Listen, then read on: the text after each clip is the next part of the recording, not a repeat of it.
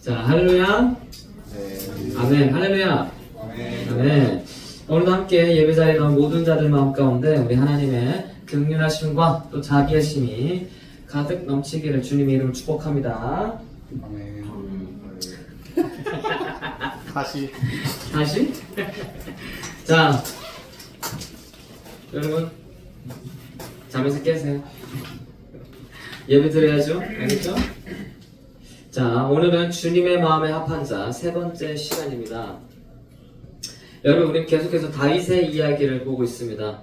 하나님께서 다윗의 무엇을 보고 이스라엘 왕으로 세웠다고 말씀드렸나요? 중심이었습니다. 그리고 그 중심은 어떤 거였죠? 두 가지가 있었는데 기억하나요? 능숙함과 완전함. 그의 마음의 완전함과 그의 손의 능숙함이었습니다. 그러니까 누구도 거들떠보지도 않던 그 미천한 일을 행하고 있었던 다윗은 그런 것들을 다 마다하지 않고 오히려 낮은 자의 모습과 마음으로 그 양들을 성실과 진실함으로 돌봤습니다. 그래서 그는 그러한 일이 아니었으면 절대로 얻지 못할 성품과 기술을 배우게 된 거예요. 가지게 된 거예요. 그게 완전함과 능숙함이었습니다.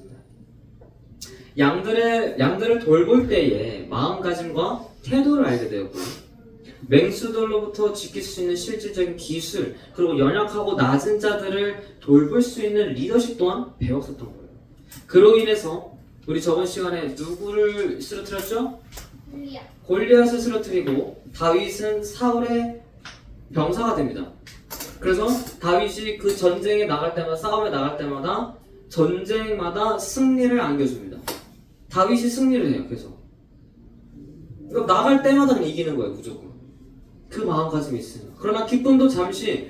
다윗이 전쟁에 나갈 때마다 이기니까 백성들이 이렇게 환호해요. 사울은 천천히요, 다윗은 만만이라. 그러니까 사울 왕보다 다윗의 위상을 더 높게 여겨요. 자신이 받아야 할 영광을 저 다윗이 가져가니까 사울 왕 마음에 시기, 질투, 이런 미움들이 생겨나기 시작합니다. 하지만 이때 이미 하나님께서 사울 왕을 버리셨다고 나왔죠. 그래서 그 마음들이 죄악으로 이어져요. 어떻게 합니까? 그 분에 못 이겨서 다윗을 죽이려고 합니다. 그것도 여러 번이나. 저번 시간에 저희가 사무엘상 17장을 봤었어요. 그 17장까지 봤었어요. 그리고 오늘 본문이 21장이죠. 그러니까 그 중간에 18장부터 20장까지가 다 그 내용이에요. 사울이 다윗을 죽이려 한대요. 그리고 그 사이 동안 어떤 일이 일어납니까? 심지어 무슨 일이 일어나냐면 그때 사울이 다윗을 사위로 맞이해요. 무슨 말이냐? 사울 왕 자신의 딸을, 공주를 다윗이랑 결혼시켜요. 그래서 다윗이 왕궁에서 지내게 됐고 가족이 됐는데도 불구하고 다윗을 죽이려고 다윗 방까지 찾아와서 암살 시도를 해요. 그러나 그의 아내가 도움을 줘서 나중에 방에서 탈출해서 도망가지만은 여러분, 그때부터 다윗의 도망자 생활이 시작된 것이에요. 그래서 오늘 본문은 그 모든 사울의 암살 계획을 피해서 왕궁에서 빠져나와 정국과 이방 나라들을 다니며 무려 13년 동안이나 도망자 생활을 하는 이야기로부터 시작이 됩니다. 오늘부터 시작이에요. 여러분, 무려 13년 동안 생존을 위해 도망답니다. 생존을 위해서.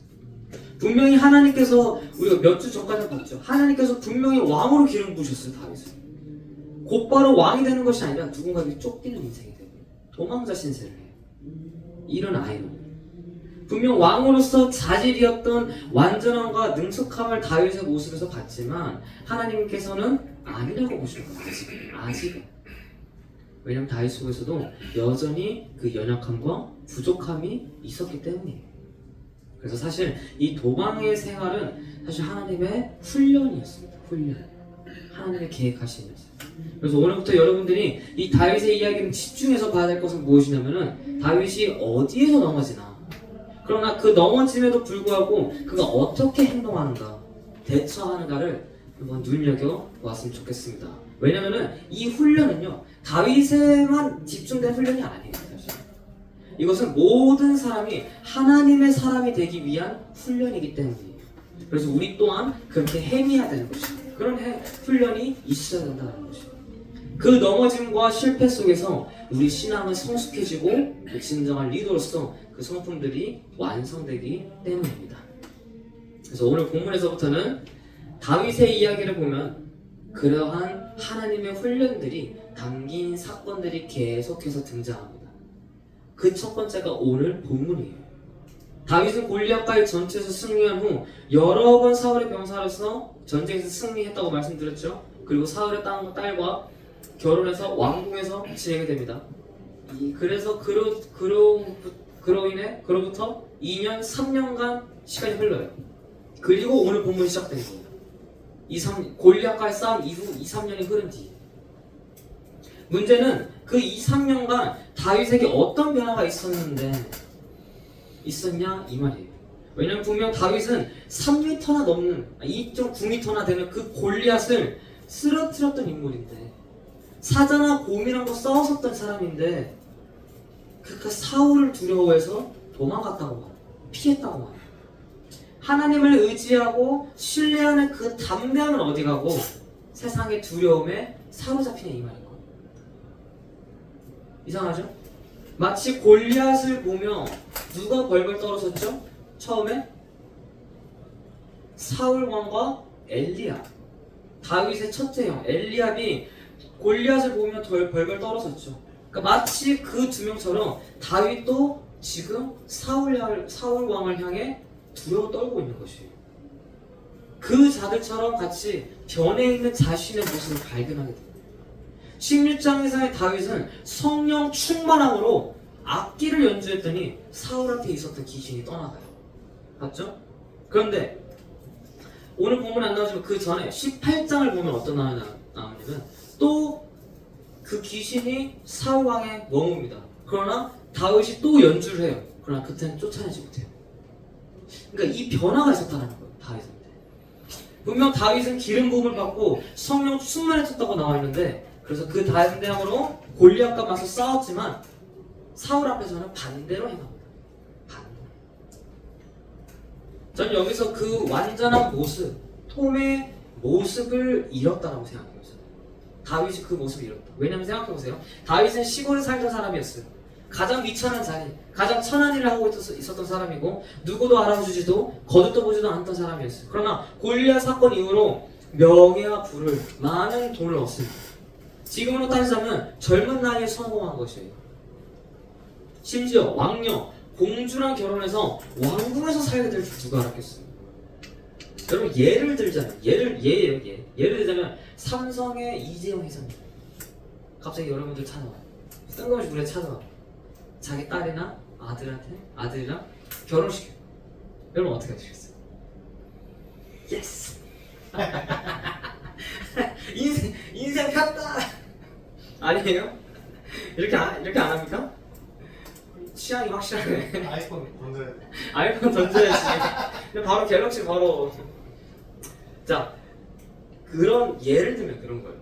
그러니까 다윗은 골리앗 사건 때문에 이스라엘 나라뿐만 아니라 블레셋 안에서도 엄청난 유명한 사람이었어요. 왜냐면 그 골리앗을 물러뜨렸고 모든 전쟁에서 다 다윗 때문에 패배했기 때문에 다윗의 명성이 엄청나요. 블레셋에서. 그러니까 다윗은 어린 나이에 이미 너무 많은 걸 이뤘어요. 그러다 보니 자기도 모르는 사이에 자신의 이 교만함이 튀어나왔을 수도 있고요. 평화롭고 안락한 삶에 취해서 하나님과 멀어졌을 수도 있어요. 그러다 보니 자연스레 그 초반에 성령 충만했던 그 마음이 사라지고 인간적인 다윗의 모습이 나왔던 것이죠. 여러분 그렇다고 해서 나의 인간적인 모습, 내 성품, 성격, 취미들이 잘못됐나요? 그건 아닙니다. 이 모든 걸 내 이 성격과 성품, 이 모든 취미들을 하나님의 마음과 뜻에 부합할 줄 알아야 참된 신앙인이 되는 것이지 그걸 다루지 못할 때 우리는 결국 하나님이 지켜주신다는 그 약속을 잊어버린 채 우리는 세상을 의지하게 된다는 것이에요. 기억하시기 바랍니다. 그래서 다윗은 사울을 두려워했던 것이에요. 그래서 다윗은 사울을 피해 도망가는 거예요. 여기서부터 하나님의 훈련이 시작된 것이에요. 그 완전함을 되찾도록 그 톰의 모습을 다시 하나님을 의지하고 오직 그분만 붙들도록 만드시게 하는 것이에요. 그래서 그 긴박한 상황 속에서 다윗은 아무것도 챙기지 못한 채 왕궁에서 탈출합니다. 이제 사울이 본격적으로 반역자라고 네임들을 시켜놔요. 이제 안 되겠다. 너 그냥 반역자야. 그래서 모든 병사들이 다 다윗을 죽이려고 쫓아갑니다. 그 첫 번째 도망지가 오늘 본문 노비였어요. 녹당. 녹당은 제사장들이 살던 도시였어요. 다윗이 왜 여기 오게 됐냐면은 이유는 분명합니다. 식량을 구하기 위해서였어요. 식량. 오늘 본문 3절입니다. 함께 읽겠습니다. 시작. 3절. 시작. 왜 안 읽어? 이에 당신의 수에 수에 무엇이 있나이까 가서 떠나 무엇이나 있는 대로 내 손에 주소하니. 왜냐면 여러분 생각해보세요. 여러분 우리가 재난 당할 때 지진이 일어나거나 해일이 닥쳐요. 어떤 건물 안에 꼼짝없게 갇히게 됐어요. 가장 먼저 찾아야 되는 게 뭐예요? 물론 신고지. 신고해야죠. 근데 네? 그죠. 대피소 찾아야죠. 근데 못 간다니까요. 밖에 못 나가요. 버텨야죠. 한국에서는 제가 어땠는지 잘 몰라요. 근데 이제 저도 5, 6년 전에 이제 코로나가 터졌을 때 저는 이제 그때 미국에 있었으니까 이제 자가 격리하지 않습니까? 근데 이제 그때도 그래도 먹고 살기 위해서 장 봐야 될 거 아니에요. 아무리 집에만 있다 하더라도. 그래서 마트에 갔더니 무슨 일이 일어나는 줄 아세요? 한국에 어땠는지 몰라요. 근데 미국에서는 마트에 진열대에 음식이 없는 거예요. 아무것도. 정말로. 남아있는 거는 진짜 뭐 한두 개.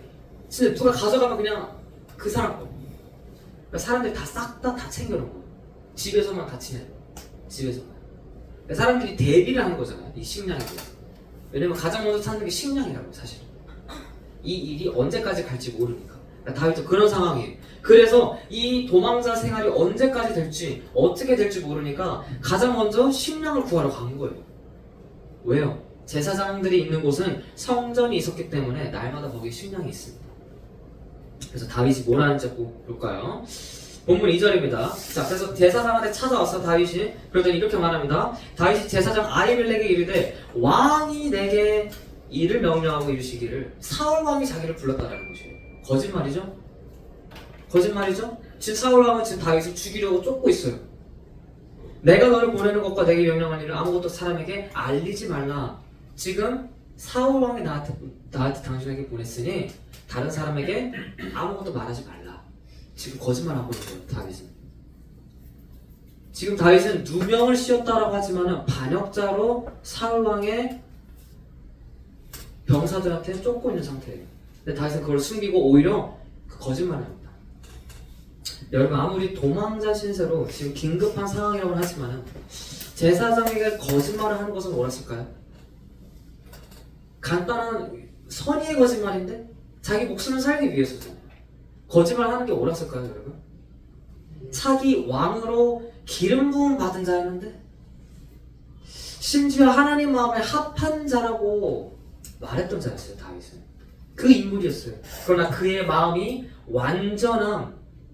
처음에 봤던 그 완전함과 거짓 없는 진실함의 소유자였는데 저희가 알고 있던 이 다윗의 모습과는 정반대의 모습을 지금 하고 있습니다.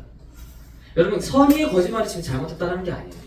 지금 거짓말에 그걸 초점에 두는 것이 아니라 다윗의 그 모습과 처음의 그 모습과 반대의 모습을 행하고 있다는 것이에요.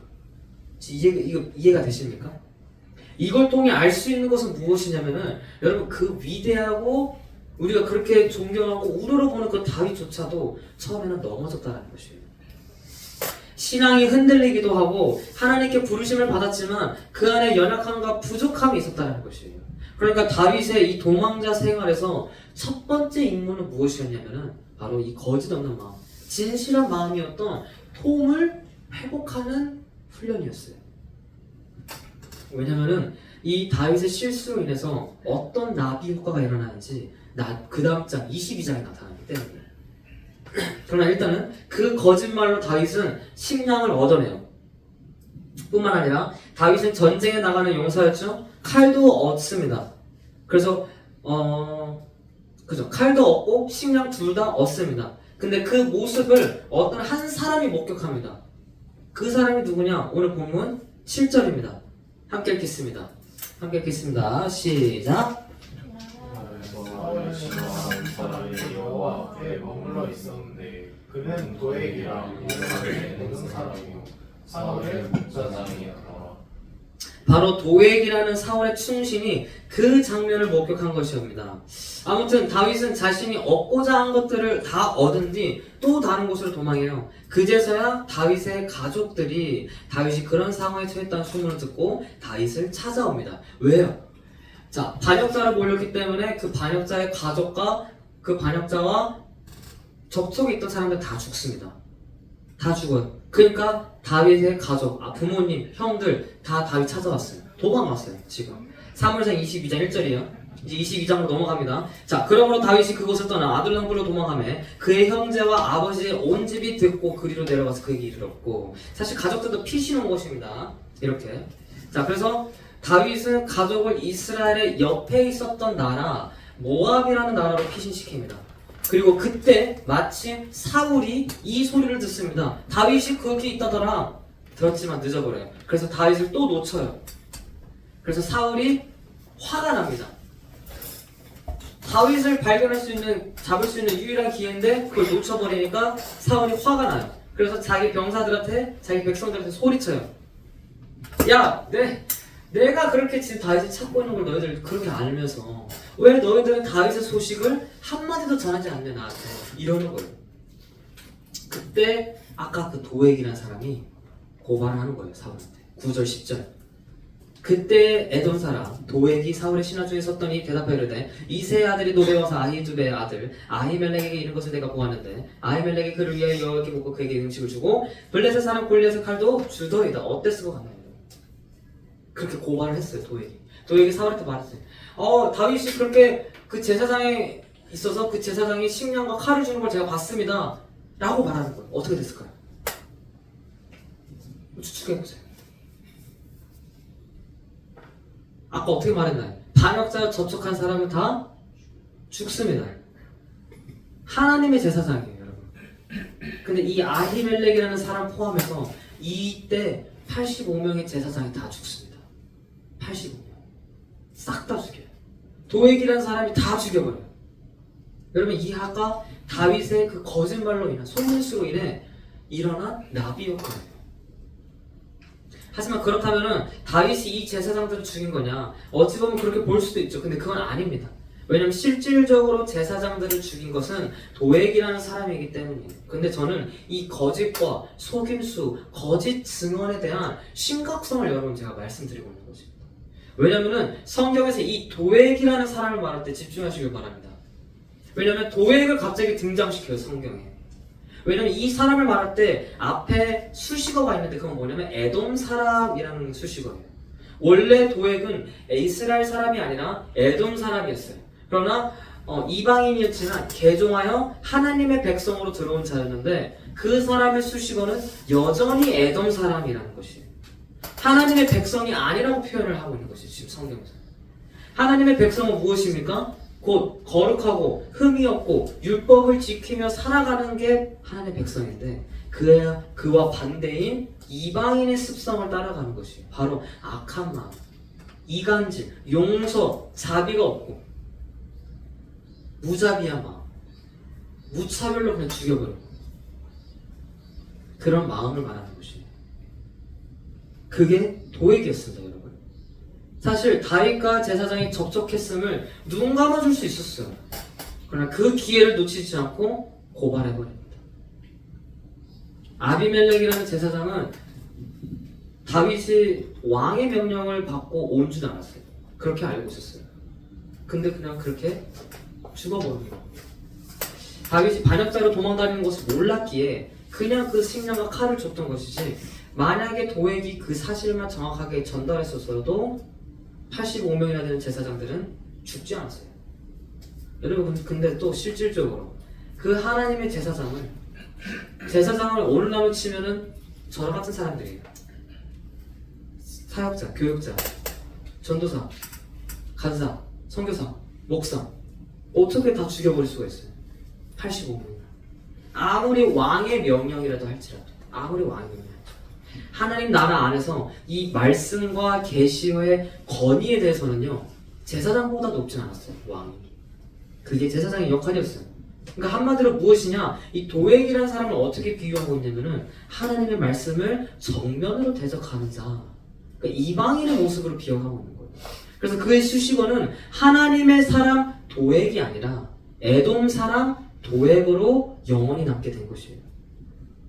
다윗의 거짓말이 제사장을 직접적으로 죽이게 된 건 아니지만 그 원인을 말했지만은 그의 실수로 인해서 제사장이 죽게 된 것이죠.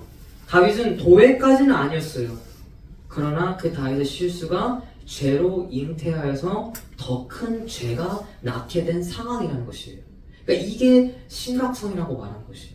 고발의 죄의 심각성. 더 큰 죄가 일어납니다. 무슨 말이냐면 다윗도 도액처럼 될 수 있었다는 것이에요. 다윗도. 그래서 도액이라는 인물을 여기서 등장시켜서 다윗과 연결시키며 대조를 한 것입니다.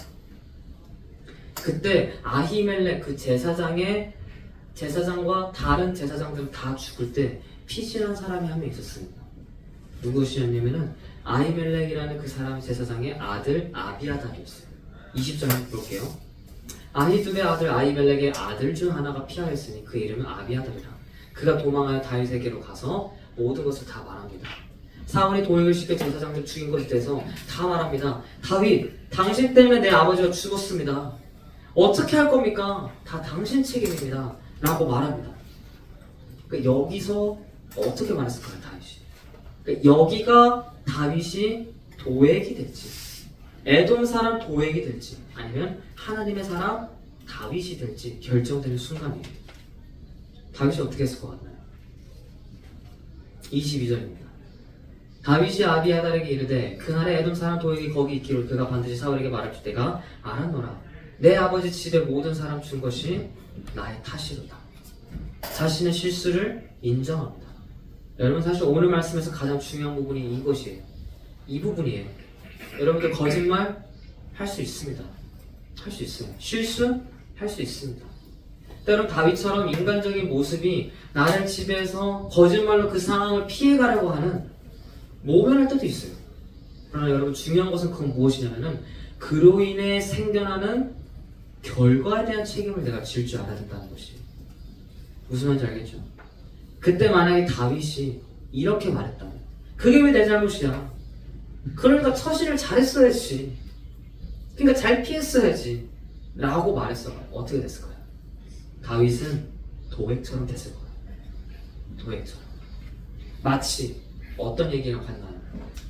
아담과 하와가 서로 죄에 대해 책임을 떠넘겼죠. 이 사람이 했습니다. 저 사람이 했습니다.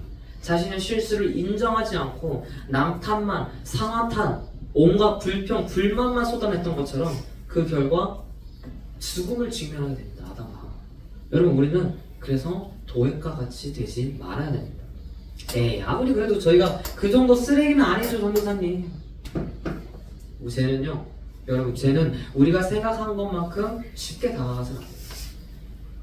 그 정도의 문제가 아닌 것이에요. 죄에 대해서는 아주 무겁고 그 어느 때보다도 더 진지하고 무겁게 다뤄야 되는 것이에요. 이로 인해 얼마나 내 영혼이 심각하게 무너지고 깨지는지를 깨달아야 되는 것이에요. 만약에 그 순간에 다윗이 도액이 됐다면 그 상황을 모면해서 다시 한번 또 다른 거짓말을 짓게 됐다면 자신의 실수를 인정하지 않고 책임을 회피하랬다면 도액이 됐다면 어떻게 됐을까요?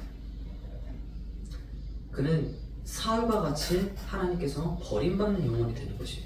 아무리 기름 부음 받은 자였다 할지라도. 그렇게 단순히 책임 회피로 넘어갈 수 있었던 다윗이지만 그러지 않았습니다. 에돔 사람 도액같이 하나님의 사람임을 저버릴 수 있었지만 아니었습니다. 자신의 실수에 대해 책임을 끝까지 다합니다. 다윗은 도망자 생활을 하는 내내 그 아비아달을 지켜 보호합니다. 이게 무슨 말하냐면은 제사장이 죽었죠. 근데 그 제사장의 아들 또한 반역자로 몰려가는 상황이에요. 그러니까 그 아들을 지켜 보호했던 것이에요. 그리고 훗날에 마침내 다윗이 왕이 되었을 때 그를 다시 제사장으로 세웁니다.